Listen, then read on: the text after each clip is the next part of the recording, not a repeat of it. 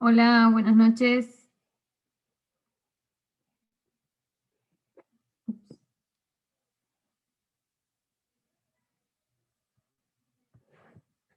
Hoy logramos que se abra el aula a tiempo.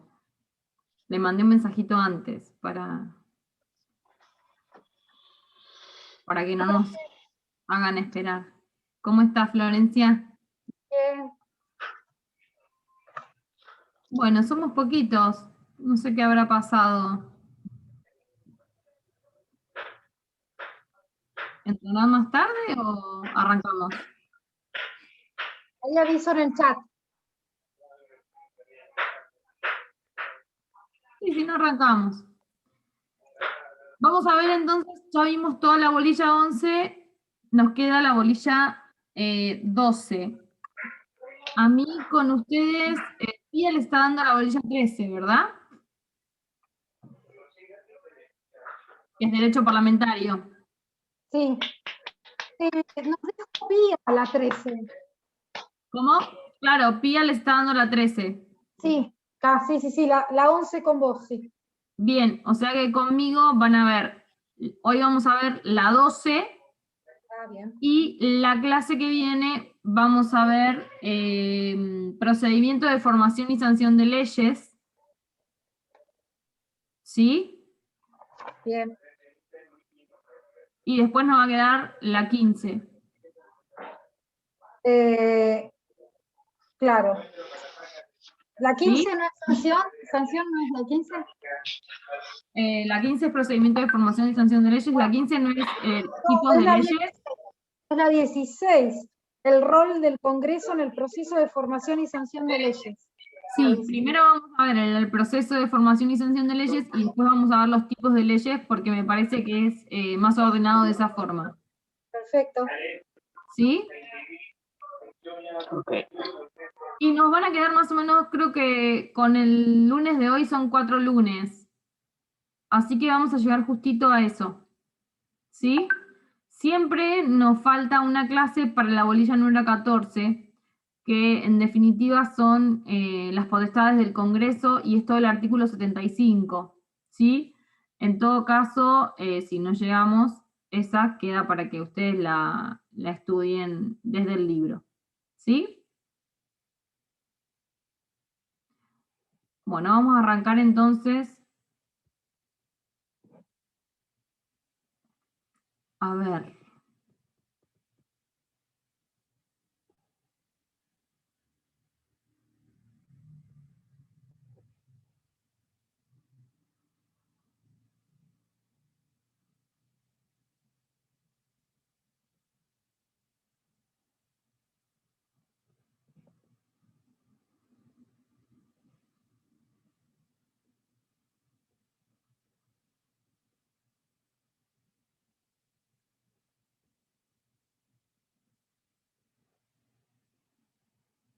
¿Ustedes ahí pueden verlo o no? ¿Sí? ¿Se ve? No, se ve la pantalla, pero no el power. ¿No se ve el power? No, se ve la pantalla. Ahora, Siempre cuando lo tengo en ese formato me hace hacer esto. Aguarden, ¿eh? A ver.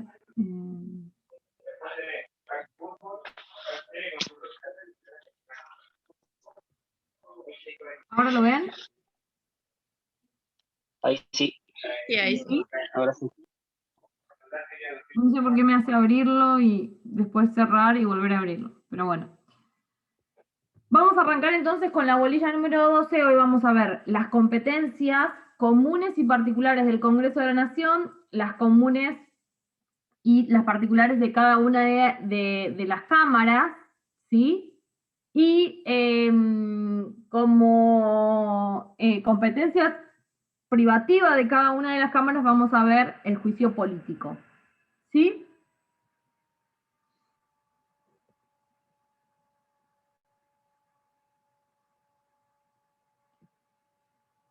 Bien, nosotros dijimos que el Congreso de la Nación es un órgano, o ¿Se acuerdan? La primera clase, que es un órgano que está formado, a su vez, por dos órganos. Por eso el Congreso, la naturaleza jurídica del Congreso es que es un órgano complejo. ¿Por qué? Porque es un órgano que está formado por dos órganos.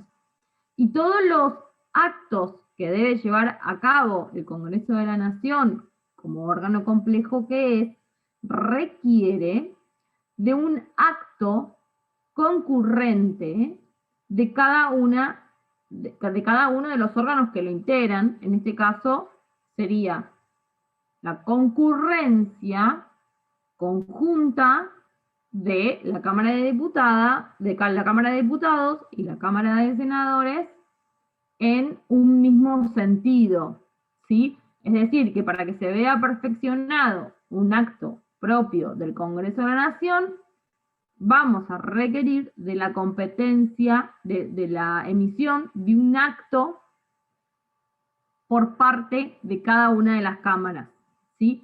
En el mismo sentido, por supuesto, ¿sí? Para que se pueda generar, digamos, un acto válido, ¿sí? Entonces, vamos a tener que las atribuciones del Congreso van a ser comunes a las cámaras y vamos a después tener algunas competencias que ya no son comunes, sino que son privativas de cada una de las cámaras. ¿Qué significa? Hay competencias que ejerce una y la otra no las ejerce.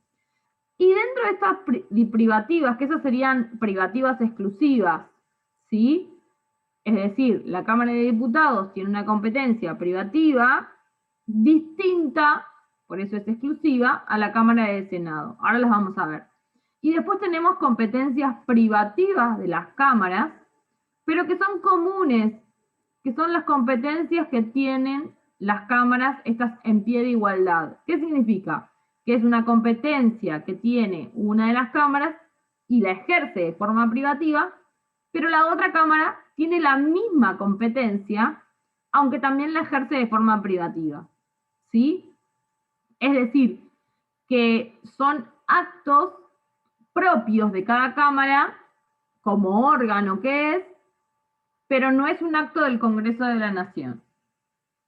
Es un acto de la Cámara de Diputados o de la Cámara de Senadores, pero no se materializa como un acto del Congreso porque no es uno de esos actos que requiere de la voluntad concurrente de cada una de las cámaras. Ahora, cuando lo vean con ejemplos, se van a dar cuenta de qué estamos hablando. Dice, en consecuencia, existen competencias y actos del Congreso, concebido como cuerpo, que requieren la concurrencia conjunta de cada Cámara Legislativa, y competencias y actos de ejercicio específico y particularizado de cada Cámara, que por tal razón no requiere el concurso de la otra para su validez, ¿sí? Por ejemplo, son atribuciones comunes a ambas cámaras, ¿sí? Y privativas de cada cámara. Estos no serían actos del Congreso, no serían los actos comunes del Congreso, sino que son actos comunes de las cámaras que no requieren de la concurrencia o de la voluntad, de la emisión de voluntad o la emisión de un acto de la otra cámara para que sea válido el acto, ¿sí? Por ejemplo, el previsto en el artículo 66 de la Constitución, que es hacer su propio reglamento. Cada cámara, ustedes bien saben, porque seguramente ya lo estuvieron estudiando con Pía, dicta para sí su propio reglamento. Existe un reglamento interno de la Cámara de Diputados y un reglamento interno de la Cámara de Senadores. Cada uno lo hace en el interior, o sea, lo elabora y lo dicta en el foro interno, se elabora y se dicta en el foro interno de cada una de las cámaras. La Cámara de Diputados no necesita de la emisión de voluntad de la Cámara de Senadores para dictar su propio reglamento. ¿Se entiende? Otras de las atribuciones comunes que tienen las cámaras en un pie de igualdad son producir el juicio de elecciones sobre los derechos, títulos de sus miembros en cuanto a su validez. ¿Qué significa esto? Que también lo encontramos en el artículo 64 de la Constitución. Cuando los legisladores son electos en las elecciones, se emite un título, por eso se llama derechos y títulos, se emite un título que el legislador Pirulo ganó la elección con una cantidad de tantos votos. Bueno, ese título, una vez que se llevan adelante las sesiones preparatorias, es evaluado por la Cámara al momento de tomarle nuevos juramentos a los nuevos integrantes de la Cámara. Bueno, esto lo hace cada una de las cámaras, o sea, la Cámara de Diputados evalúa a los nuevos diputados, la Cámara de Senadores evalúa a los nuevos senadores. También es una atribución común porque ambas tienen esta atribución, pero lo desarrollan de forma separada. La toma de juramento de los legisladores, del artículo 67, lo mismo. Cada una le toma juramento a los nuevos legisladores por separado. Realiza el juicio público de desafuero. Esto es la atribución o la facultad o la competencia disciplinaria que tiene cada una de las cámaras por sobre sus integrantes, ¿sí? En la Cámara de Diputados le toca llevar adelante el desafuero de sus propios diputados y senadores lo mismo. Van a ver el juicio público de desafuero también con PIA, porque todo esto son puntos de lo que es el derecho parlamentario, lo que se estudia en la bolilla número 13 de derecho parlamentario. Acá lo citamos como ejemplo para que ustedes lo puedan diferenciar de qué estamos hablando. Bueno, también decidir sobre la renuncia de los legisladores. Cada Cámara decide sobre las renuncias de los legisladores. Formar comisiones investigadoras. A veces en una Cámara se forman una determinada comisión que en la otra no, ¿sí? Sobre una determinada temática que en la otra no tiene, ¿sí? Eso todo es potestad de cada una de las cámaras. Bien.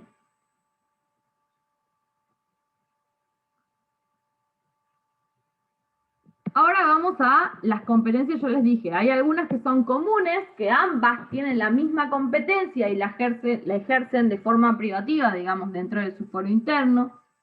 Y hay otras que son ya específicas de cada cuerpo.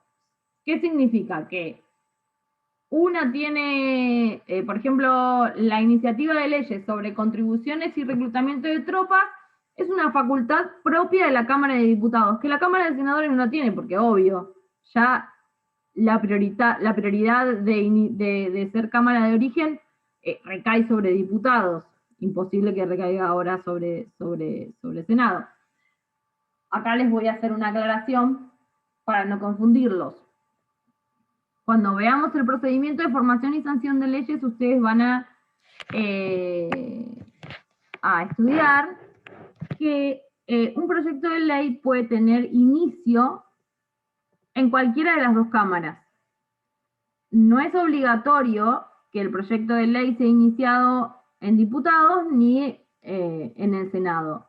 Hay siempre, no sé por qué, pero hay un error recurrente entre los estudiantes en pensar que la cámara, cuando hablamos de cámara de origen, que es la cámara que recibe por primera vez el proyecto de ley, es la Cámara de Diputados, pero no es así. Cámara de origen puede ser cualquiera, por eso cuando estudiamos el procedimiento de formación y sanción de leyes, no vamos a hablar de Cámara de Diputados o Cámara de Senadores, sino que vamos a hablar de Cámara de origen y Cámara revisora, porque puede ser cualquiera, puede ser origen y cualquiera puede ser revisora, indistintamente. Ahora, esa es la regla general para todos los proyectos de ley, salvo en lo que la Constitución establece una determinada cámara como cámara de iniciativa o como cámara de origen. Bueno, uno de los casos es el artículo 52, que establece que todos los proyectos de ley que versen sobre contribuciones o reclutamiento de tropas tienen que ser iniciados en la Cámara de Diputados.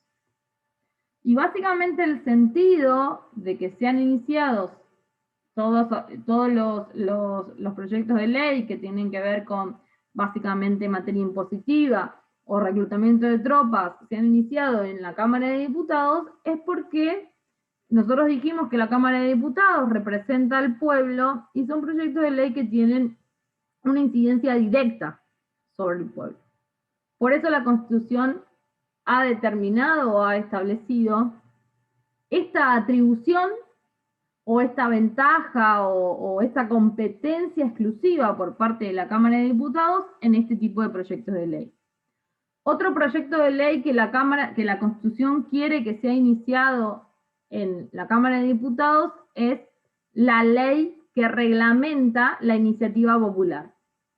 Ustedes saben que a partir de la reforma constitucional del 94 se incorporó en el artículo 39 la posibilidad de que cualquier ciudadano pueda presentar un proyecto de ley por iniciativa popular cumpliendo con determinados requisitos que iban a estar previstos en la ley reglamentaria o que están previstos en la ley reglamentaria sobre iniciativa popular. Bueno, esta reglamentación sí o sí fue iniciada en la Cámara de Origen. La iniciativa también de la ley convocando a una consulta popular, también un nuevo instituto incorporado por la reforma del 94, también con relación directa en el pueblo. Esto lo vamos a ver ahora cuando veamos juicio político, pero bueno, la acusación ante el Senado del presidente, vicepresidente, jefe de gabinete de ministros, demás ministros de gabinetes y los miembros de la Corte Suprema de la Nación en las causas de responsabilidad, o sea, es el encargado de llevar adelante la acusación ante el Senado frente a las posibilidades de juicio político. Decime, Lautaro. No, respecto al segundo punto, que dice que la iniciativa de ley reglamentaria sobre iniciativa popular es la Cámara de Origen, la Cámara de Diputados. El artículo 39 no dice eso. Dice, los ciudadanos tienen el derecho de iniciativa para presentar proyectos de ley en la Cámara de Diputados. Y después, el segundo párrafo abajo dice, el Congreso, o sea, refiriéndose supongo que a las dos cámaras, con el voto de la mayoría absoluta de la totalidad de los miembros de cada cámara, sancionará una ley reglamentaria. Ahí está hablando de la ley reglamentaria. Y como Mira, que es eso ambas cámaras. lo dice el libro. Yo la verdad que no volví a leer el 39, pero bueno, debe ser un error entonces del libro de Jiménez. Lo saqué del libro de Jiménez. Ah, ok. No, porque yo te ese punto, dice, justo esta bolilla no la leí del libro de Jiménez. No Pero llegué a a leerlo. ver, la verdad es que tal vez es un error del libro y en realidad yo la verdad que lo estudié directamente del libro. Los ciudadanos tienen derecho de iniciativa para presentar proyectos de ley en la Cámara. El Congreso deberá darle tratamiento dentro del tercer. El Congreso con el voto de la mayoría de los miembros de acá sancionará. No podrá ser dentro.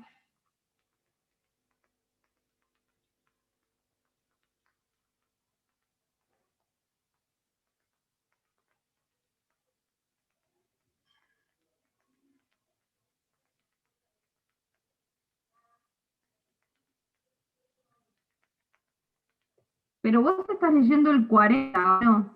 No, el artículo 39. Dice eso, o sea, en el segundo párrafo. Dice el Congreso. No se refiere a la Cámara de Diputados. Cuando habla de la ley reglamentaria.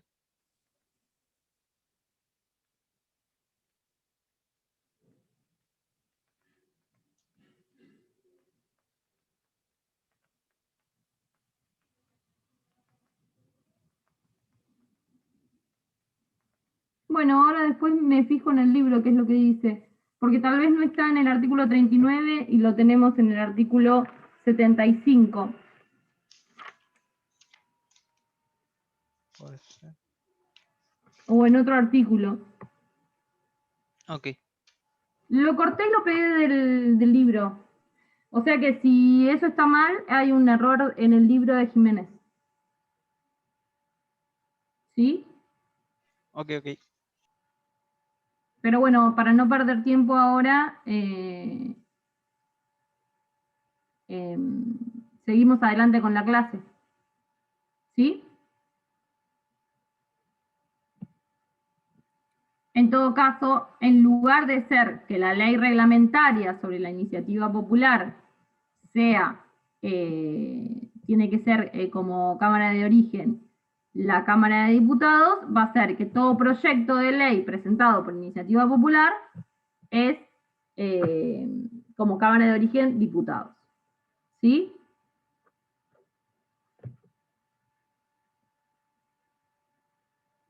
Bien. Vamos a avanzar porque igualmente estos serán meros ejemplos.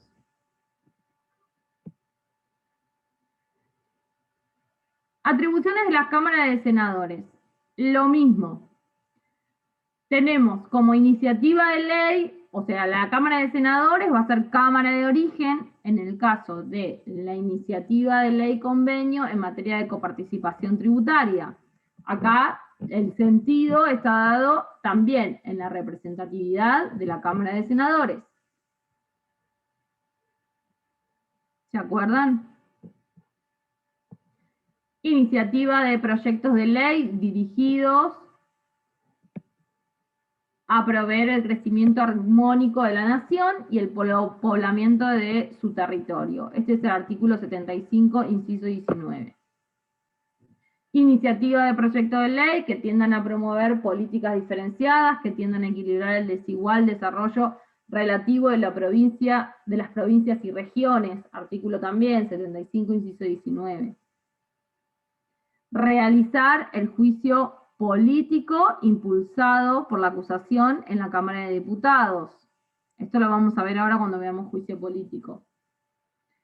La Cámara de Senadores, que creo que acá no lo puse, también tiene como atribución privativa prestar acuerdo o conformidad en el nombramiento de los jueces, por un lado, porque lo hacen, elige el Poder Ejecutivo con acuerdo del Senado, en el caso de los jueces inferiores, luego de haber rendido un concurso y oposición de antecedentes, y en el caso de los miembros de la Corte Suprema, directamente los elige el Poder Ejecutivo con acuerdo del Senado. Y de otros cargos altos en materia de militares, también el Senado presta conformidad, que no así no requiere la Cámara de Diputados.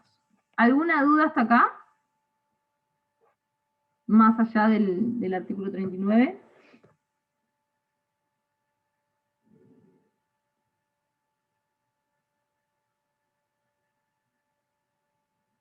¿No?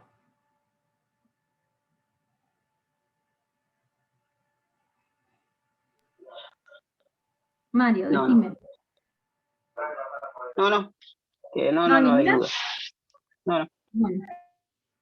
Vamos a ir entonces con el juicio político.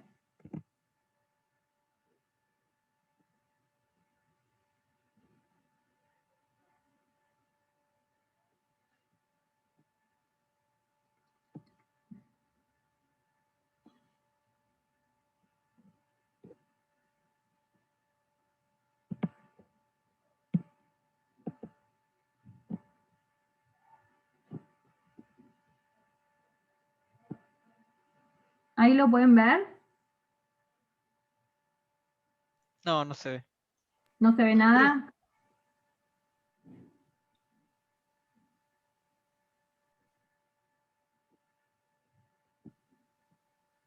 ¿Ahora sí? Bien, Sí, ahí se ve. perfecto. Bueno, ¿qué es el juicio político?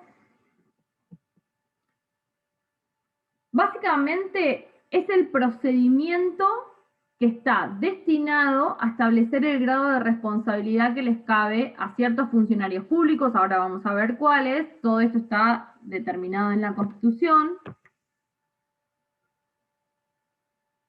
Por los hechos, actos u omisiones realizados durante el periodo de su gestión y cuyo fin es el de separarlos de sus cargos y eventualmente declararlos inhábiles para ejercer la función pública en lo sucesivo. Lo que ustedes tienen que tener en claro en este punto que el juicio político no va a establecer ni una indemnización ni una pena. El único objeto que tiene el juicio político es separar del cargo al funcionario que es pasible de juicio político conforme a la Constitución Nacional y que ha incurrido en alguna de las causales de juicio político. ¿Sí? ¿Qué se lo hace?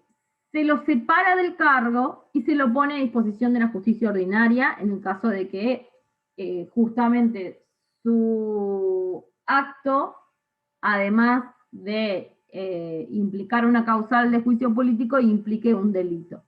¿Sí?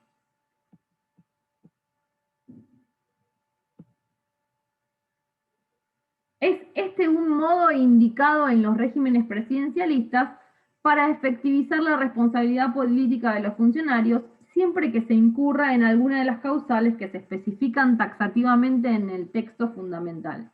Mientras ello no ocurra, los funcionarios a que se refiere la Constitución podrán mantenerse en sus funciones aun cuando el cuerpo electoral o la propia oposición parlamentaria esté en desacuerdo con el modo en que desempeñan sus roles. ¿Sí? Nosotros tenemos los artículos que regulan el juicio político en nuestra Constitución son el 53, 59 y 60. El 53 se va a referir a la Cámara de Diputados y al rol que ejerce la Cámara de Diputados en el juicio político.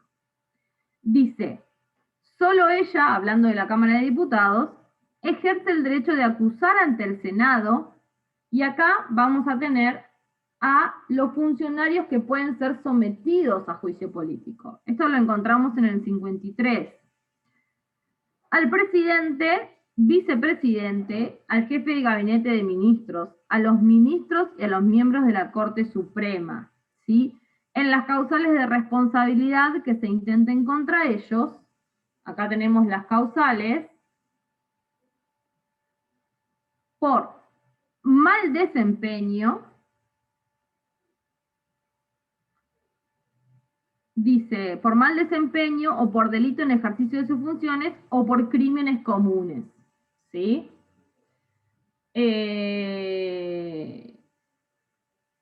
Mal desempeño es una de las causales más amplias, ¿sí? Porque no tiene una definición, es una definición muy subjetiva de acuerdo a cómo quieran, a qué le llamamos mal desempeño, no es una definición bien, es un concepto bien amplio. Delito en ejercicio de sus funciones puede ser incumplimiento de los deberes de funcionario público, por ejemplo, ese es un delito en ejercicio, enriquecimiento ilícito en el marco de sus funciones. Y crímenes comunes son cualquier delito, independientemente si está ejerciendo funciones o no, tipificado en el Código Penal, ¿sí? Un homicidio, lesiones graves, lesiones culposas, cualquier delito puede ser una causal de juicio político.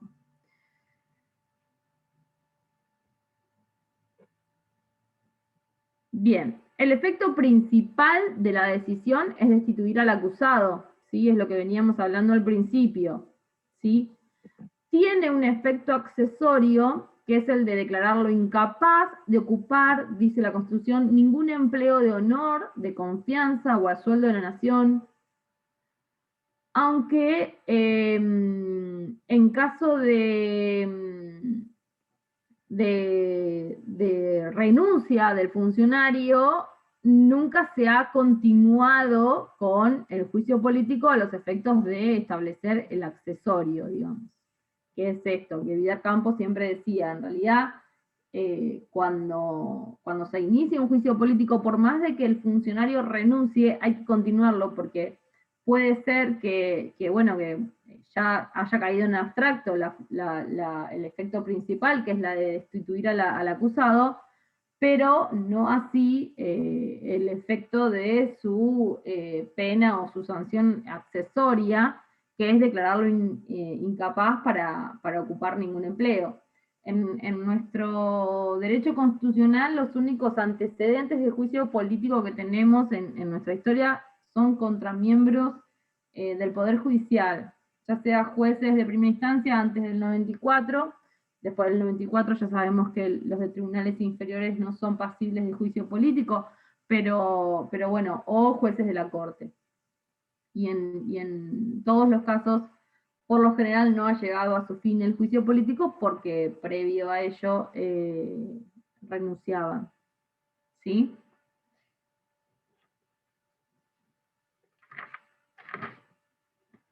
Dice: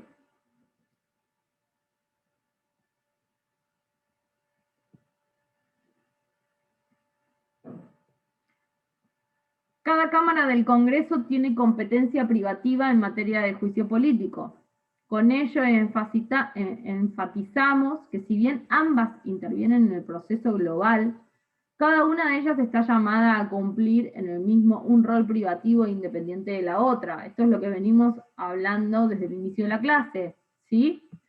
Una va a ejercer el derecho a acusar, que va a ser la Cámara de Diputados, que tiene un rol similar al que tuviera un fiscal, y la otra se ocupa del juzgamiento del funcionario acusado, ¿sí?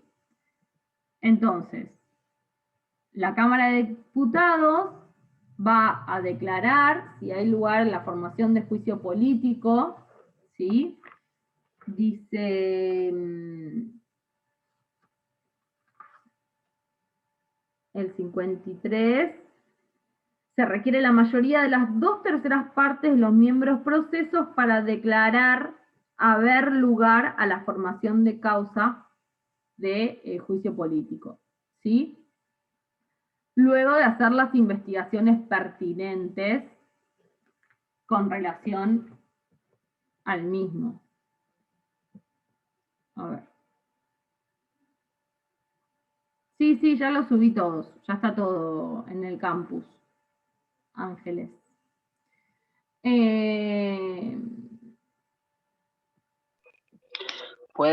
Una pregunta.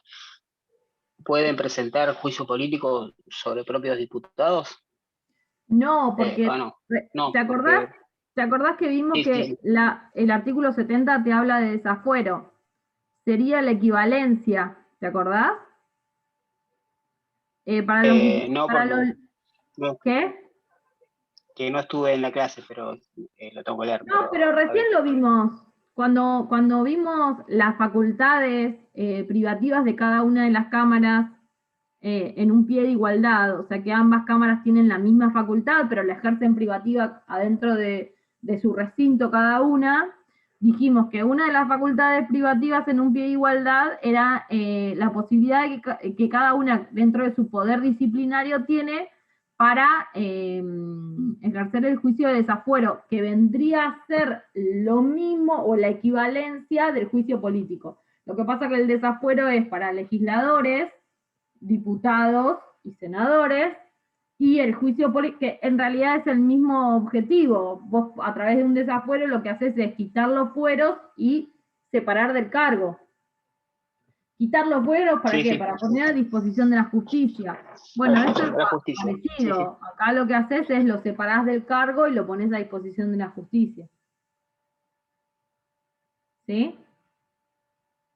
Bien, entonces la Cámara de Diputados, el rol que tiene la Cámara de Diputados en el juicio político va a ser el rol básicamente de un fiscal, va a investigar los hechos y si tiene elementos va a elevar la causa a juicio político. ¿Y qué significa elevar la causa a juicio político? Bueno, va a requerir de las 2/3 partes de sus miembros presentes.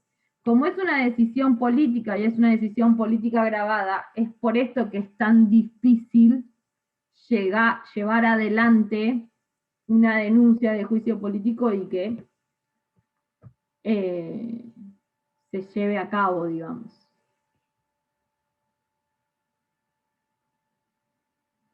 Decime, Lautaro. Y en el caso de que el diputado tenga fueros todavía, ¿se puede continuar con la causa? Y una vez que No, culmine su pero para, esto no estamos hablando de desafuero ahora, ¿eh? El No, sí, desafuero ya lo lo van a sé, ver ya lo con sé. pila en la bolilla número Ah, lo 13. vamos a ver después, ok, perfecto. Sí, sí, sí, sí. El desafuero lo van a ver con pila en la bolilla número 13, es derecho parlamentario. Ok, Esto es juicio político. Que los funcionarios pasibles de juicio político van a ser presidente, vicepresidente, jefe de ministros, ministros y miembros de la Corte Suprema de Justicia de la Nación. Ningún legislador. ¿Sí? Bien.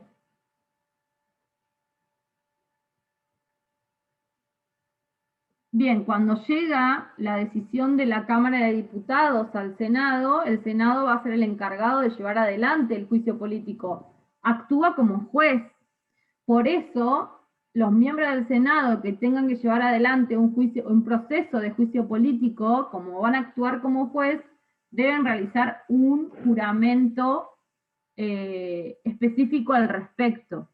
Vuelven a jurar. En su momento juraron como legisladores y para el juicio político tienen que volver a hacer un juramento para llevar adelante, básicamente como jueces, ¿sí?, el juicio político.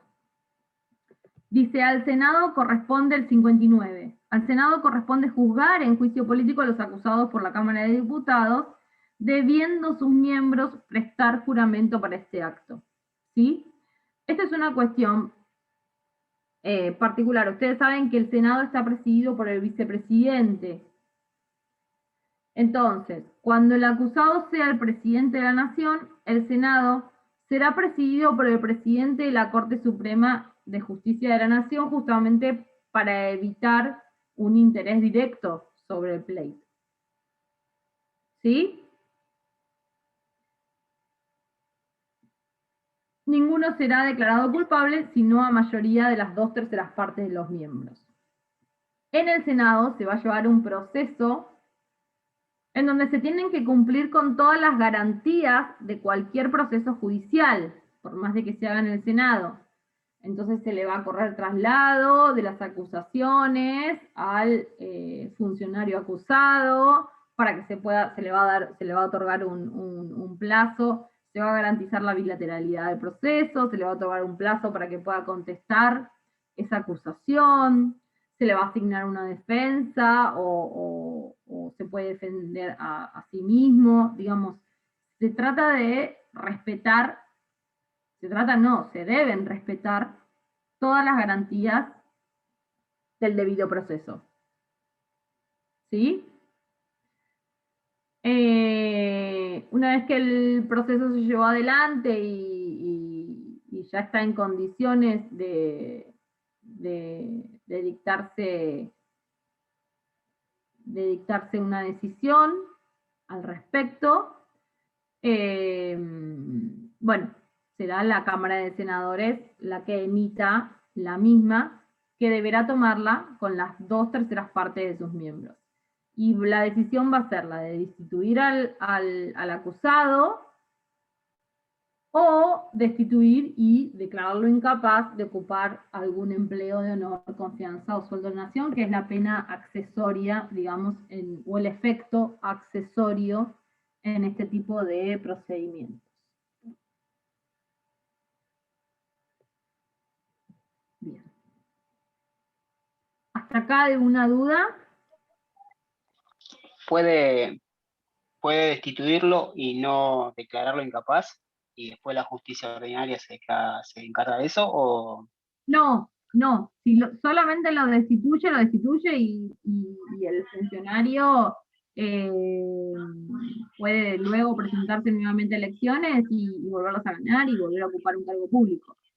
Ahora, si lo Claro. destituye y la pena, y le invoca la pena, y le impone la pena accesoria de no poder ocupar nunca más cargo de honor, ni o a sueldo de la patria, como dice la Constitución, bueno, ahí sí, nunca más se va a poder presentar a elecciones para poder ganarlas y volver a ocupar un cargo público. Ni siquiera ser nombrado. Sí, Moreno, por ejemplo, no tuvo juicio político, pero está inhabilitado para ejercer cualquier cargo público y político, creo. Claro, pero eso debe ser Guillermo en el Moreno. marco de algún juicio que tenga. Claro, sí, sí. No Supongo. tiene nada que ver con esto.